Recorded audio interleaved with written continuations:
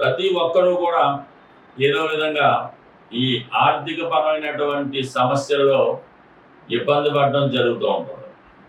వాస్తు దోషాన్ని సరి చేసుకొని మనం ఏ గృహంలో నివసిస్తున్నామో ఆ గృహాన్ని వాస్తుపరంగా సరి చేసుకుంటాయి.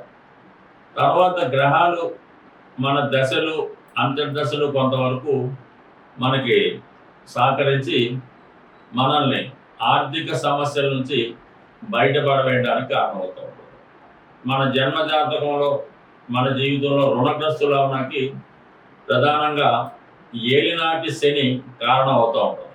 ఏలినాటి శని సమయంలో ఏంటంటే జాతకుడు ఏదో ఒక బృహత్తర కార్యక్రమాన్ని పెట్టుకుంటాడు. వ్యాపారం స్టార్ట్ చేయడం, ఒక గృహ నిర్మాణం చేయడం, ఒక పెళ్లి చేయడం, లేదంటే పెద్ద అనారోగ్య సమస్యలు ఎదుర్కోవడం వల్ల వ్యక్తిగతంగా కానీ తల్లిదండ్రులకు కానీ ఈ విధంగా లంసంగా ఒకేసారి మనీ ఖర్చు పెట్టడం వల్ల దాన్ని తిరిగి పే చేయడంలో చాలా వరకు ఇబ్బంది ఈ ఏలినాటి శని సమయంలో జరుగుతుంది. సో దానికి మనకి గృహంలో కూడా దానికి సంబంధించినటువంటి ప్రాబ్లం చెప్తూ ఉంటుంది. మనం నివసిస్తున్నటువంటి గృహంలో నైరుతి భాగం అనుకూలంగా లేకపోవడం వల్ల జాతకుడు సడన్గా ఎవరికో ఒకరి కుటుంబంలో ఎవరొకరికి హెల్త్ ప్రాబ్లమ్స్ వల్ల అధిక మొత్తంలో ధనం ఖర్చు పెట్టి రావడం జరుగుతూ ఉంటుంది. లేదంటే చాలా కాలంగా పరిష్కారం కానీ కోర్టు సమస్యలు ఏమైనా ఉంటే అవి సెటిల్ అవ్వడం వల్ల దానికి పెద్ద మొత్తంలో డబ్బు మనం కట్టవలసి రావడం జరుగుతూ ఉంటుంది.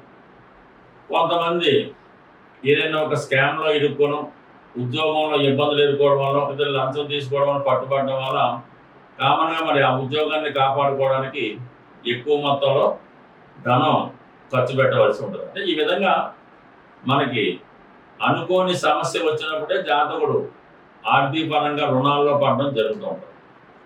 దానికి నైరుతి కూడా కారణం అవుతుంటుంది. కాబట్టి మరి సాధారణంగా మనం ఆ నైరుతి భాగాన్ని సరి చేసుకోవాల్సి ఉంటుంది. అంటే సాధారణంగా నైరుతిలో వీధిపోటు ఉన్నా, నైరుతిలో ఏమైనా పెద్ద పెద్ద గోతులు ఉన్నా చాలా ఫాల్ట్స్ ఉంటాయి.